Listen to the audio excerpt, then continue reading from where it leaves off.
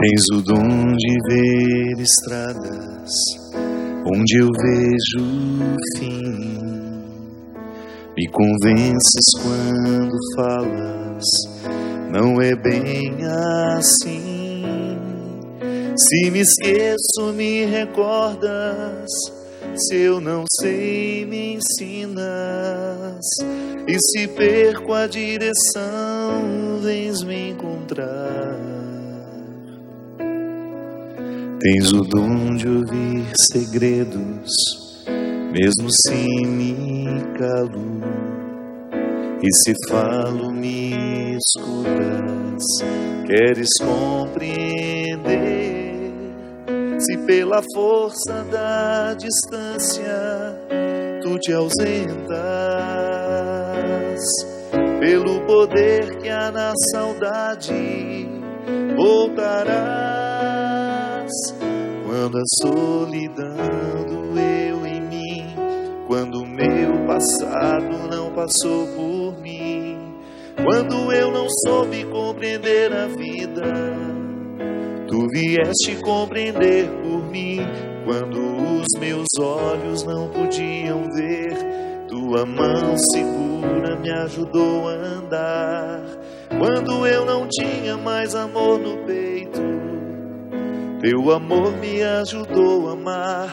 Quando os meus sonhos vi desmoronar, me trouxeste outros pra recomeçar. Quando me esqueci que era alguém na vida, teu amor veio me relembrar que Deus me ama, que eu não estou só, que Deus cuida de mim quando fala pela tua voz e me diz coragem. Que Deus me ama, eu não estou só, e Deus cuida de mim quando fala pela tua voz e me diz coragem.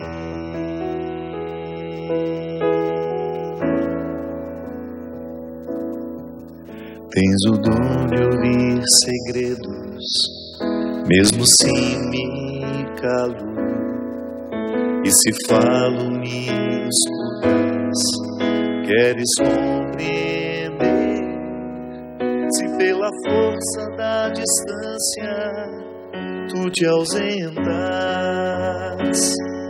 pelo poder que há na saudade voltarás. Quando a solidão doeu em mim, quando o meu passado não passou por mim, quando eu não soube compreender a vida, tu vieste compreender por mim. Quando os meus olhos não podiam ver, tua mão segura me ajudou a andar. Quando eu não tinha mais amor no peito, teu amor me ajudou a amar. Quando os meus sonhos vi desmoronar, me trouxeste outros pra recomeçar. Quando me esqueci que era alguém na vida, teu amor veio me relembrar que Deus me ama, eu não estou só, que Deus cuida de mim quando fala pela tua voz e me diz coragem. Que Deus me ama, eu não estou só, que Deus cuida de mim quando fala pela tua voz e me diz coragem.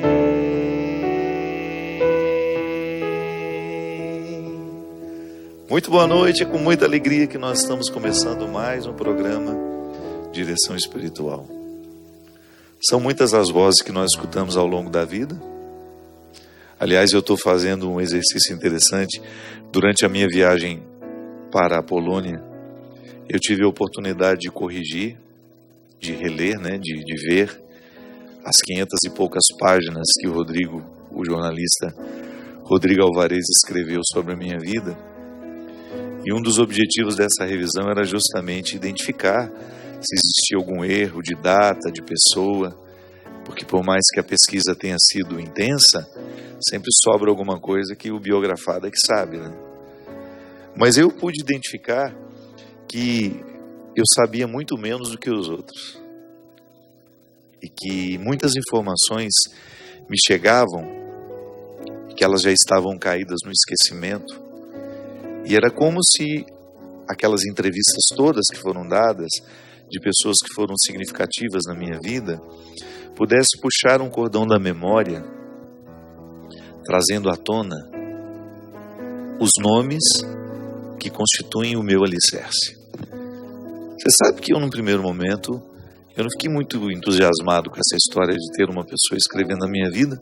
Primeiro porque eu acho que ainda, eu particularmente pensava, será que eu já tenho alguma coisa a contar para os outros, né? Será que a minha vida pode ser contada para alguém? Será que pode ser interessante para alguém saber como foi o processo de eu me tornar quem eu sou? E aí, fui convencido de que seria um momento interessante. E para mim, esse desconforto, ele se tornou um presente de Deus para mim. Eu digo por quê. A partir do momento que a gente tem a oportunidade de revisitar o passado, naturalmente a gente começa, com a lupa do hoje, a amplificar aquilo que talvez estivesse pequeno e esquecido dentro de nós. E como é interessante a gente colocar uma lente de aumento naquilo que estava esquecido.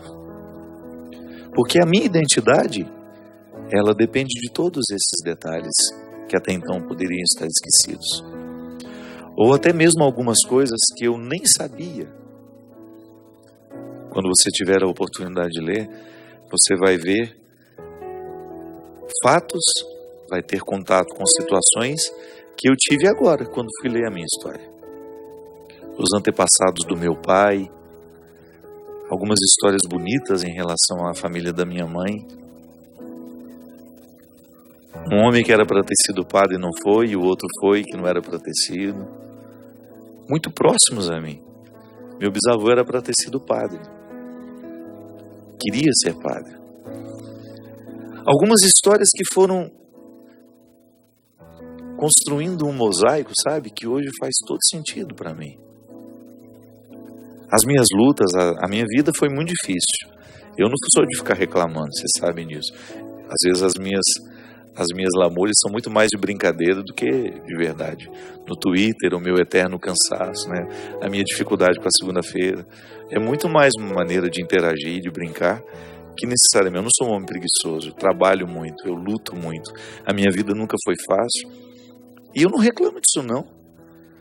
Porque foram essas dificuldades, foram essas lutas que depois você vai ter a oportunidade de ver de perto, ler, conhecer, que trouxeram as convicções que hoje estão presentes em mim e que eu tenho certeza que fazem com que o meu trabalho seja significativo na vida de muitas pessoas. O que me motiva a ser Padre Fábio de Mello todos os dias é ter a oportunidade de ser o Fabinho que eu sou. Graças a Deus não há separação. Em nenhum momento eu criei o personagem, não. O padre que vem aqui, que vai, que volta, é o mesmo que está lá nos bastidores, é o menino que eu luto para manter vivo, para curar e ser curado por ele. Aliás, essa oportunidade de ver a minha vida a partir dos olhos de outro, porque o Rodrigo é um homem muito inteligente, um pesquisador, um curioso, ele me deu a oportunidade de me ver de um outro ângulo. O ângulo dos meus amigos, o ângulo das pessoas que foram fundamentais para que eu pudesse me tornar quem eu estou me tornando. Eu tenho muito ainda o que alcançar de mim. Mas se muita coisa eu já alcancei, é porque eu tive pessoas certas na hora certa na minha vida. Sabe, minha gente, como é interessante a gente perceber nas muitas pessoas que passaram pela nossa história, aquelas que de fato foram voz de Deus. Aquelas que nos fizeram extrair o que a gente tem de mais sagrado, de mais precioso. As pessoas que nos arrancaram da nossa boçalidade, da nossa futilidade, da nossa preguiça. E lendo a minha biografia, eu me lembrei de um dia, eu ainda era um adolescente, a Tia Ló, que foi uma personagem importantíssima na minha história, que vocês também vão conhecer. Ela lavando roupa lá na casa dela, e eu sempre tive mania, sempre gostei de conversar com as pessoas mais velhas, muito embora eu fosse amigo de todos os filhos da Tia Ló, que tinham a mesma idade que eu, não eram poucas as oportunidades em que eu fugia do grupo dos meus para ficar com ela, batendo papo, contando histórias e ouvindo. E me recordo como se fosse hoje, ela dizendo assim: você precisa ir embora daqui. Precisa ir embora de Formiga. Formiga não lhe faz bem mais. Você corre o risco de nem terminar os seus estudos. Sua família é uma família boa, mas lá todo mundo está vivendo uma regra de serem todos vítimas do mesmo problema. Ela se referia à necessidade de sair da escola, de ir trabalhar, porque era assim lá em casa. Era uma regra. E algumas vezes eu já tinha desistido da escola para poder trabalhar. E estava prestes a desistir de novo. E aquele sonho antigo que eu tinha de ser padre, porque eu, desde menininho, eu nasci querendo ser padre, eu falava o tempo todo que eu queria ser padre.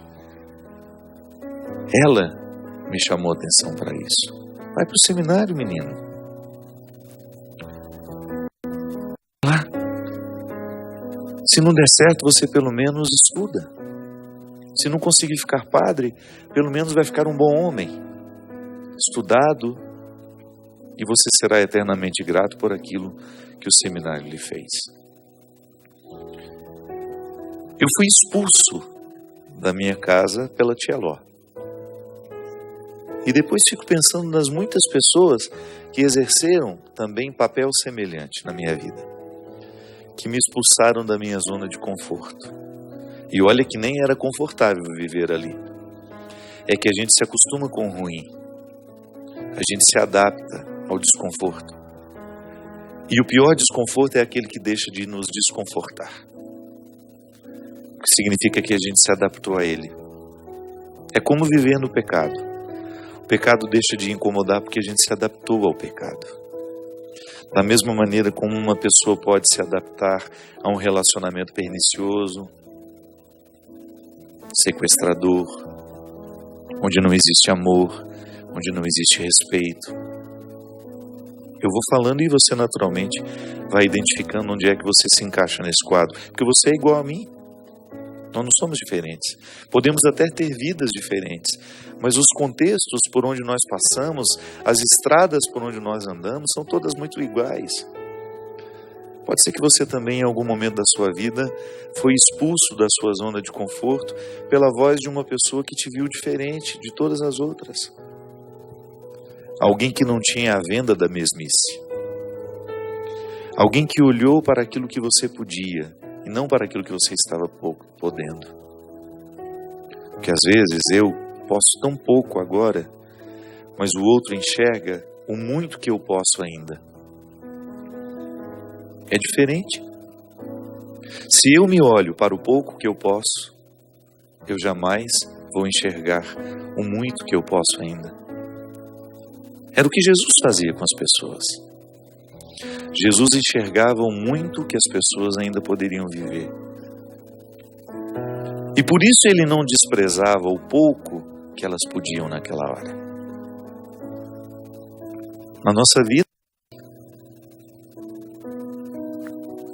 são voz de Deus na nossa vida, as pessoas que nos ajudam a enxergar o muito que ainda não podemos, as pessoas que não nos consideram no pouco que agora estamos podendo. E ao nos alçar deste contexto de tantas impossibilidades, nos faz desbravar os horizontes que sozinhos nós não poderíamos ter desbravado. E aí, a gente começa a identificar as pessoas que foram fundamentais na construção do nosso ser.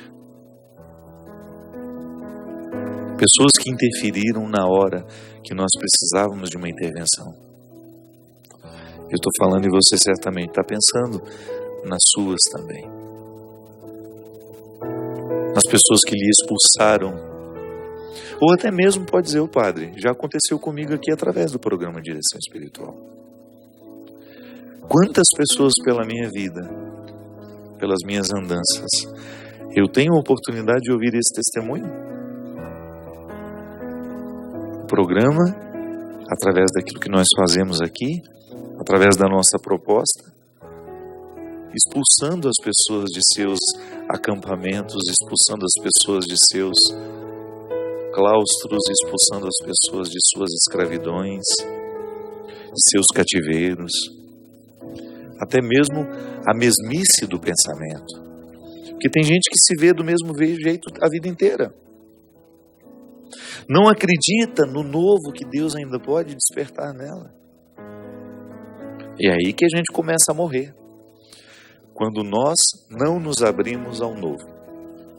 Eu fico pensando, o que será que teria sido de mim se eu não tivesse aceitado aquele desafio de ser expulso do lugar onde desconfortavelmente eu vivia desconfortável? O que teria sido de mim se eu não tivesse ouvido, ou se eu não tivesse tido aquela mulher que foi tão determinante na mudança dos meus dias, na mudança das minhas opções? Como Deus agiu através daquela mulher na minha história. Engraçado que eu sempre soube disso, mas agora, na leitura do livro, isso ficou ainda mais vivo dentro de mim. E me abre, sabe, uma consciência de que eu tenho que ser a mesma coisa na vida dos outros. É tão bom quando a gente vive para fazer isso. Ah, padre, mas eu não tenho a mesma vocação que o senhor. Mas você é humano. Você encontra muita gente todos os dias. Você também pode despertar esse desejo de ser melhor naquele que passa por você. Até dentro da nossa casa, com os nossos funcionários, né? Despertar neles o desejo de viver melhor. Naquele que passou pela nossa vida, talvez, numa fração de horas, numa convivência que a gente teve, numa conversa dentro do metrô, dentro do ônibus. Porque quando nós estamos imbuídos do Espírito Evangélico, nós ficamos naturalmente atentos às pessoas que precisam ouvir o que nós podemos dizer. E nós não estamos inventando, nós aprendemos com Jesus. E você não precisa se sentir hipócrita por não conseguir viver o que você prega. Deus não precisa dessa coerência sua naquele momento em que Ele fala com o outro. Pode ser que você nunca mais o veja, mas a sua palavra fica gravada nele. E pode ser que essa palavra que você diz tanto para o outro, um dia você terá coragem de dizer a você também. Terá coragem de acreditar nela? Terá coragem de provocar a sua própria expulsão? Chega. Não posso mais viver da maneira como eu vivo. Eu preciso buscar a minha melhor parte. Eu não posso me acomodar a esse pouco que eu já achei de mim. Eu não posso me acomodar a essa miséria com a qual eu já me acostumei. Sabe, essa miséria existencial mesmo, que se expressa nos sentimentos e nos pensamentos. E depois vira atitude. Outro Outro dia eu estava fazendo uma pregação e eu falava justamente isso. Foi até na peregrinação. Foi a primeira pregação que nós fizemos. Aliás, eu quero agradecer aos meus 124 peregrinos maravilhosos que foram comigo, que me proporcionaram uma viagem linda, que apesar de cansativa, me fez extremamente feliz durante esse tempo que nós ficamos juntos. No primeiro dia de pregação, eu falava justamente disso. O diabo, ele acessa-nos através do pensamento ou dos sentimentos. São as duas portas por onde ele costuma entrar. Me fazendo sentir ou me fazendo pensar. E é por isso que eu preciso ficar muito atento ao que eu penso e ao que eu sinto. Porque também há uma regra muito interessante. 2 pensamentos não podem ocupar o mesmo espaço. Então, se eu percebo que eu estou com um pensamento diabólico, isto é, que me divide, que me faz mal, ou que me faz planejar o mal a Luciana, eu tenho que expulsar esse pensamento. Porque senão o diabo cresce em mim. E depois corre o risco de agir através de mim. O sentimento que me ocorre, eu não posso controlar os sentimentos, mas eu posso permiti-lo. Ele me ocorre e eu naturalmente posso alimentá-lo ou expurgá-lo. Se o sentimento me faz mal, se o sentimento não é construtivo, ele é naturalmente diabólico. Ah, padre, mas como é que eu vou saber? A gente não é bobo, não. A gente sabe muito bem quando um sentimento é diabólico. E se eu estou com os pensamentos e os sentimentos à disposição do diabo,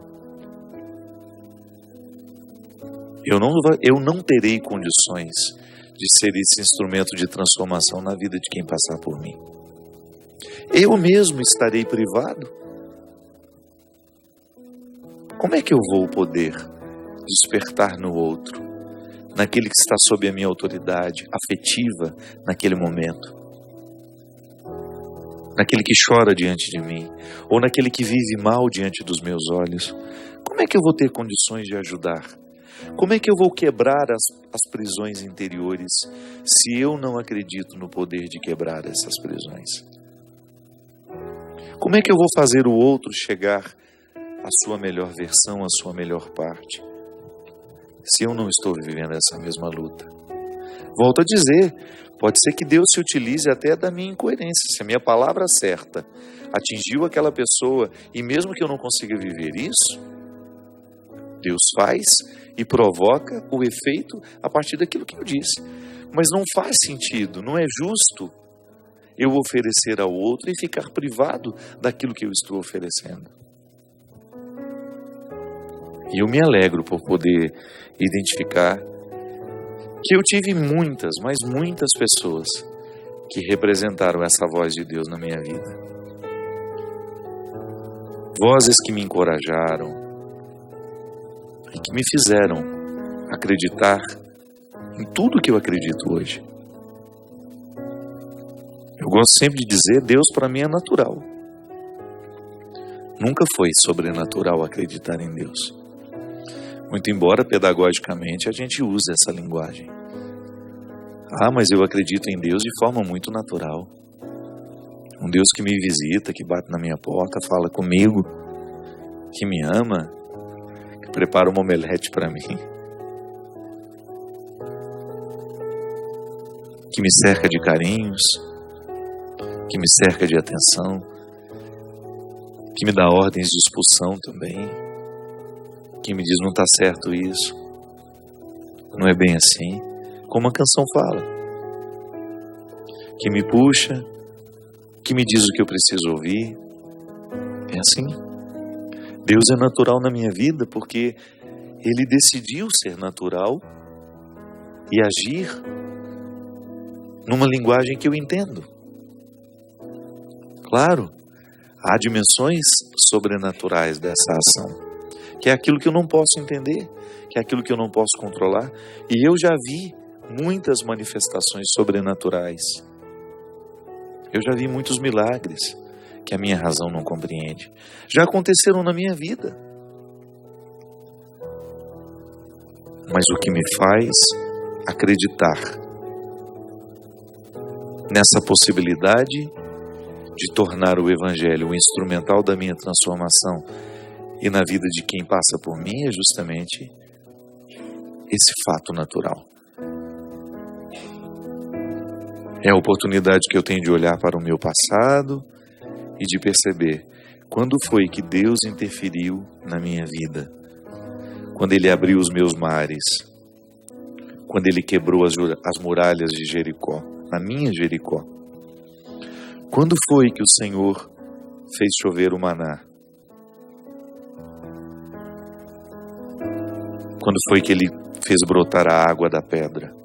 Muitas pessoas na minha vida representaram esses milagres todos que configuram na história do povo de Israel essa intervenção de Deus provocando a libertação.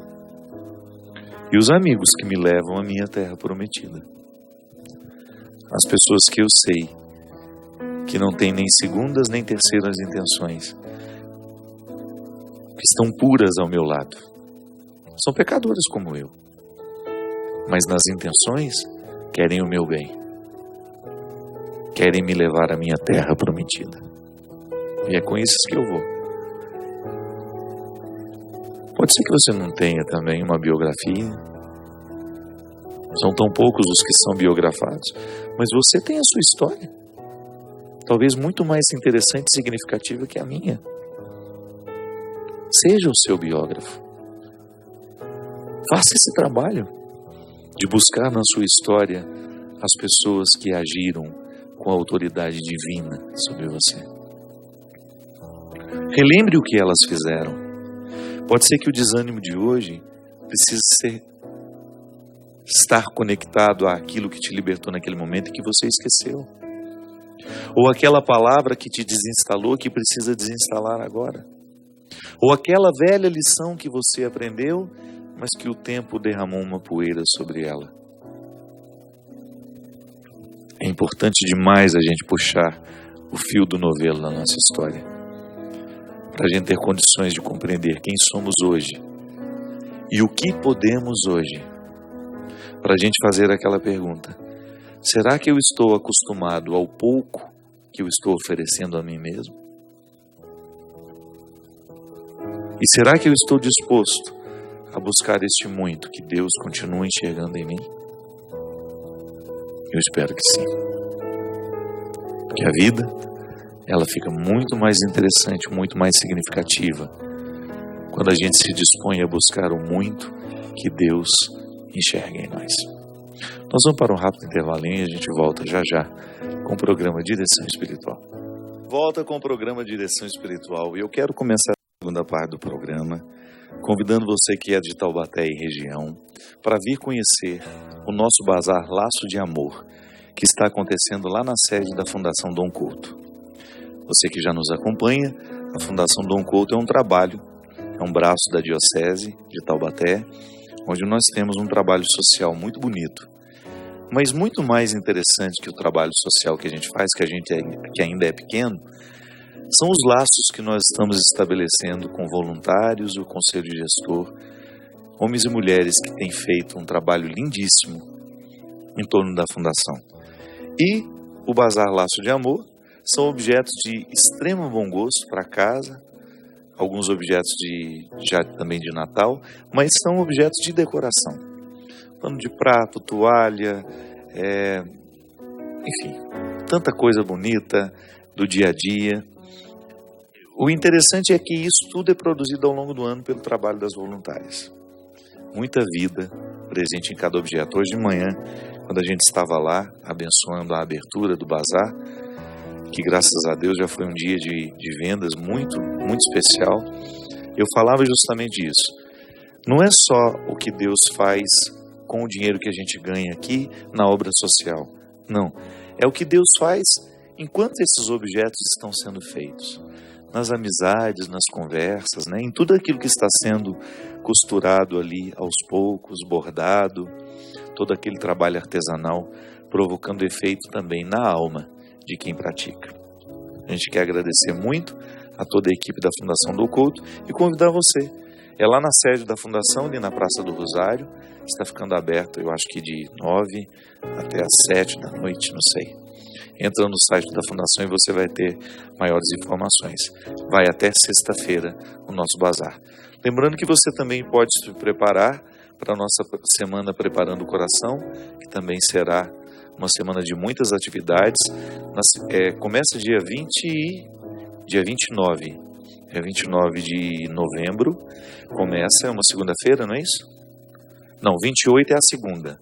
Nós vamos ter a missa. Eu não estarei nessa missa, porque eu vou estar lá em Formiga, fazendo o lançamento da biografia. Você que é de Formiga e região, prepare-se, que eu e Rodrigo Alvarez estaremos aí na minha cidade natal querida, fazendo o lançamento dessa biografia. Acho que é lá no Barão.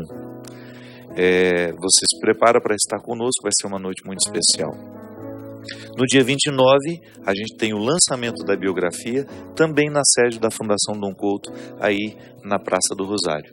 Depois, no dia 30, a gente vai ter o programa de Direção Espiritual lá no Mazzaropi, não é isso? No Teatro Mazzaropi. E no dia 1º ou 31? Esse mês é 30. No dia 1º, nós teremos o show Entre Nós, lá em Taubaté. Eu, Maninho e Ziza, para encerrar a semana Preparando Corações. A minha agenda está aqui. No próximo sábado eu estarei em Recife, dia 12, né? No dia 15 eu estarei em São Paulo, no Espaço das Américas. Você que é de São Paulo, se ainda não comprou seu ingresso, compre para estar conosco nessa noite tão especial de evangelização, de música, aí no Espaço das Américas. No dia 19 vou ter o prazer de voltar a São José dos Campos, também com o show A Estrada Sou Eu. No dia 19 de novembro, São José dos Campos. No dia 23 de novembro, Juiz de Fora. No dia 26, Jacobina, na Bahia. Depois 1º, Taubaté. 9 de dezembro, em João Câmara, no Rio Grande do Norte. 10 de dezembro, Fortaleza. E no dia 17, Lages, Santa Catarina. Tem mais uns outros que vão entrar também na agenda, mas por enquanto não estão aqui. E tem a agenda de lançamento da biografia. Se você vem para o Osana Brasil, programe-se. No sábado do Osana, eu e Rodrigo também estaremos aqui a tarde toda para fazer o lançamento e o autógrafo do livro. E aí, Luciana, tudo certinho? Muito obrigado pela sua presença, viu? Por nos ajudar a conduzir o programa hoje, uma vez que o Cristo está de férias de novo, gente. É uma coisa assustadora, mas é. Eu achei interessante aqui, o Dé Carvalho, que é lá de Betim, escreveu assim: Padre Fábio, hoje o senhor castigou na direção espiritual. Mandou bem. Iluminado e chicoteador. Abraços sonoros. Muito obrigado, querido. A Eline Lacerda Souza escreveu: Padre, boa noite. Eu não tive essa oportunidade de sair da minha zona de conforto. Eu não tive ninguém que me expulsasse. Você sabe, Eline, que esse é um grande problema. Muitas vezes nós ficamos privados do crescimento, do amadurecimento espiritual, ou até mesmo de mudanças fundamentais na nossa vida, porque nos faltaram as pessoas certas na hora certa. O Padre Zezinho tem uma expressão. Aliás, o Padre Zezinho é um dos homens que eu mais admiro na minha vida, enquanto um pregador, um homem que tem uma reflexão tão lúcida sobre as situações, de maneira muito especial sobre família, sobre relacionamentos, né? Ele sempre foi muito sábio na sua compreensão humana. E ele tem uma frase que eu sempre gostava, ele dizia: dizer a palavra certa, no momento certo, para a pessoa certa. É verdade. Às vezes nós ficamos privados da mudança porque nos faltou alguém que nos indicasse um caminho na hora certa. Que depois talvez pode ser que não dê tempo mais. A gente chega atrasado, passou aquela fase que o outro poderia realizar a mudança e a mudança não aconteceu.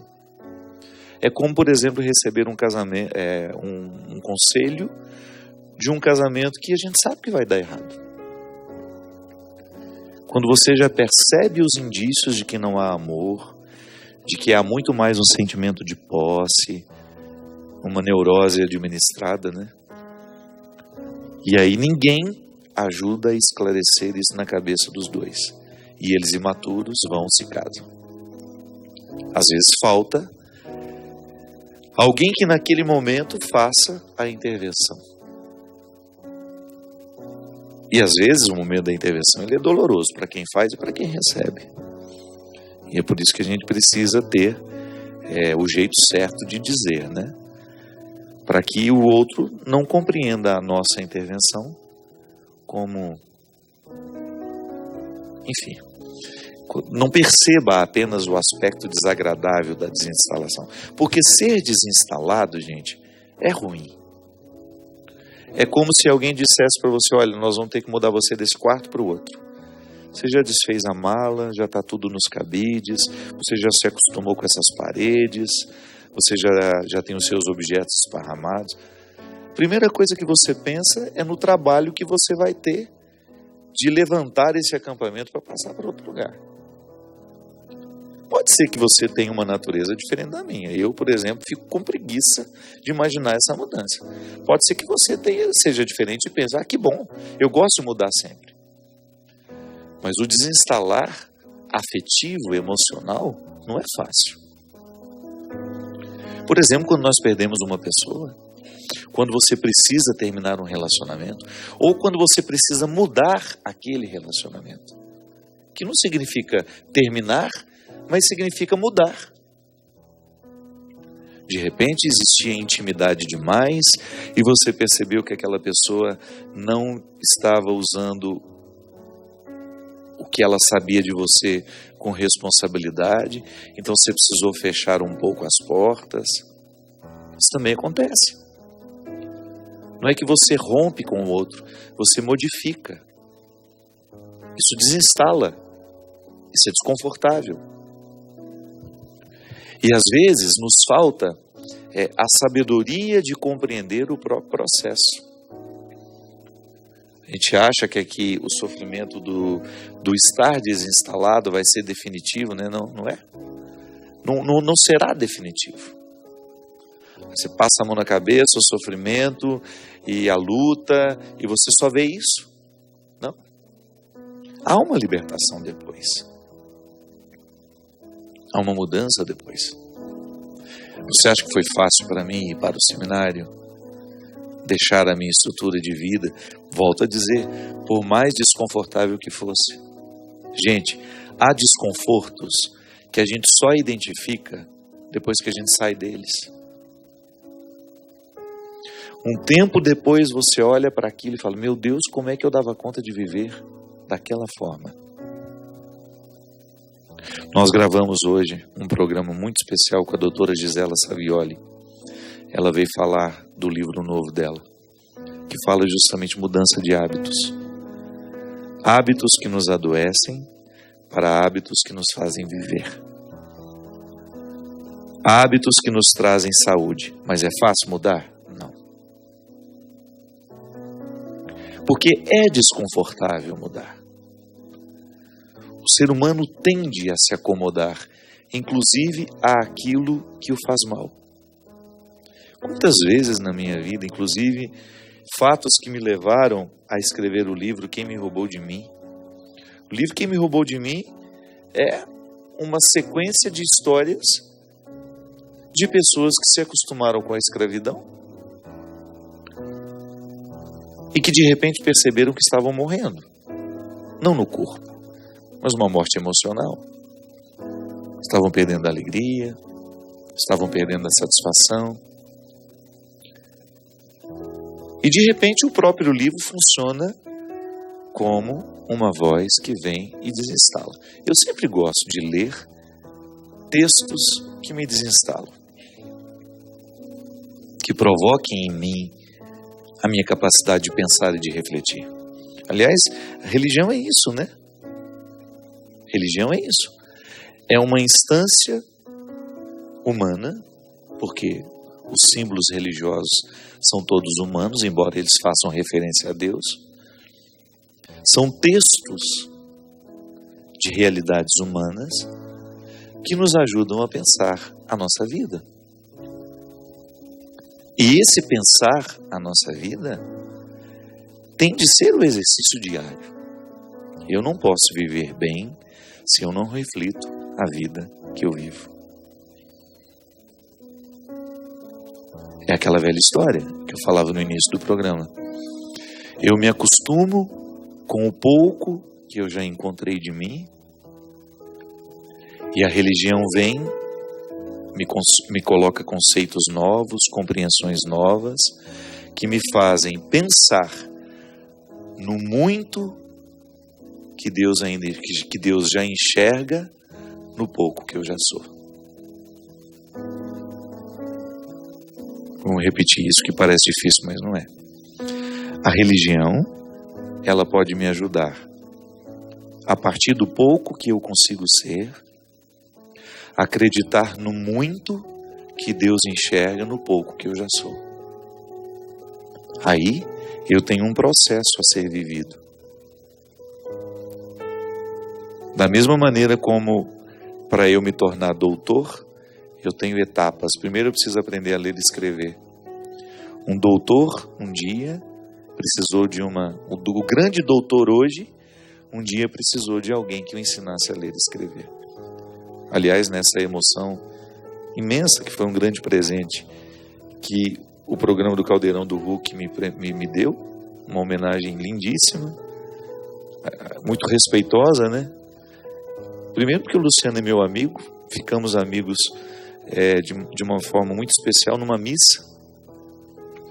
Ficamos especiais, a Angélica é muito católica, a família viveu um acidente terrível, né, e saíram todos vivos. E aquilo mudou a estrutura daquela casa, mudou a estrutura daquela família. E eu fiquei amigo deles neste momento. E, pelo carinho que ele tem comigo, me proporcionou um programa que reconstruiu aquilo que eu considero o divisor de águas na minha vida. Foi a minha escola.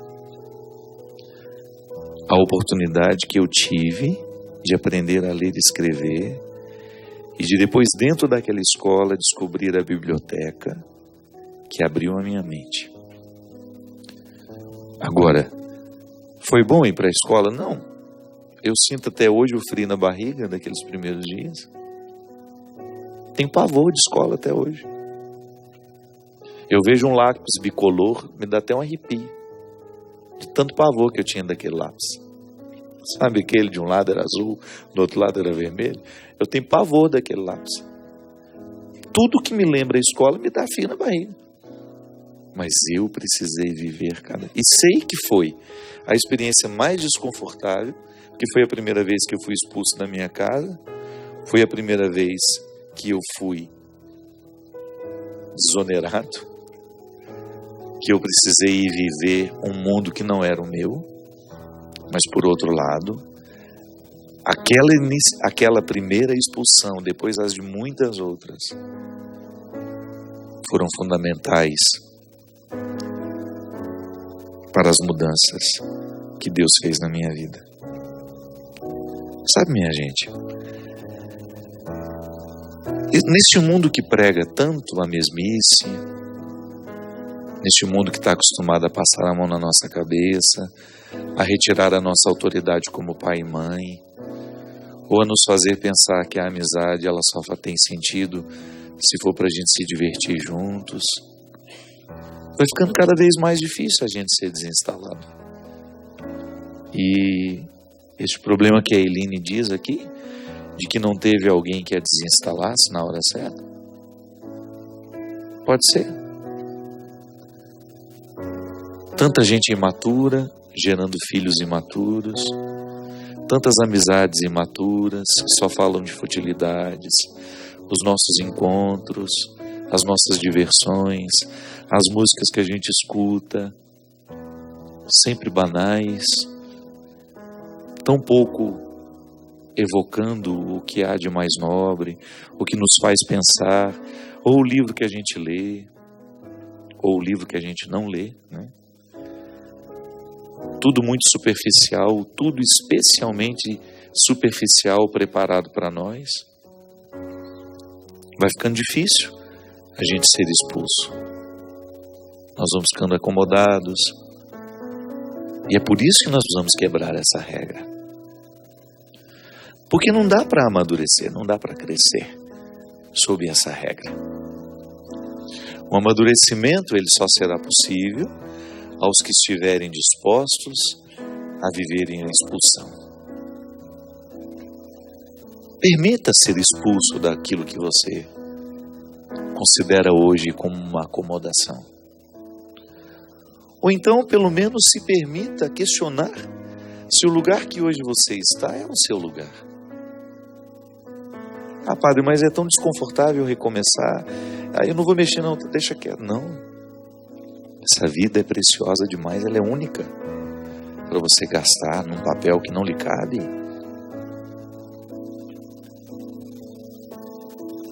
Não. O sacrifício vale a pena, desde que seja para nos tornar quem de fato podemos ser. Aí todo sacrifício será bem-vindo, se for para nos tornar quem nós podemos ser. O pouco que você é agora, tornar o muito que Deus já enxerga. Muito obrigado pelo seu carinho. Desculpe-me pela ausência, foi por muitos motivos. A morte da minha irmã, o cansaço que foi demais, as muitas viagens para lá e para cá, a peregrinação, e eu fiquei um tempo afastado do programa de direção espiritual, e vocês tão pacientemente assistindo as reprises, acompanhando da mesma forma, muitas palavras de carinho, de apoio, outras desaforadas, achando que eu estava abandonando. Não. Este aqui é o meu lugar. Eu faço questão de estar sempre aqui. Se eu não estou, é porque eu de fato esgotei todas as possibilidades e não sobraram outras. Que Deus derrame sobre nós a bênção e a proteção do céu, do Deus Todo-Poderoso, Pai, Filho e Espírito Santo. Amém. Até a semana que vem, se Deus quiser. Tens o dom de ver estradas quando eu vejo o fim. Me convences quando falas, não é bem assim.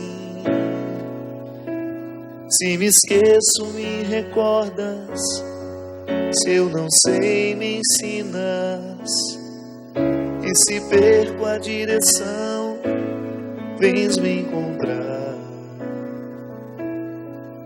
Tens o dom de ouvir segredos, mesmo se me calo. E se falo, me escutas. Queres compreender? Se pela força da distância tu te ausentas, pelo poder que há na saudade voltarás.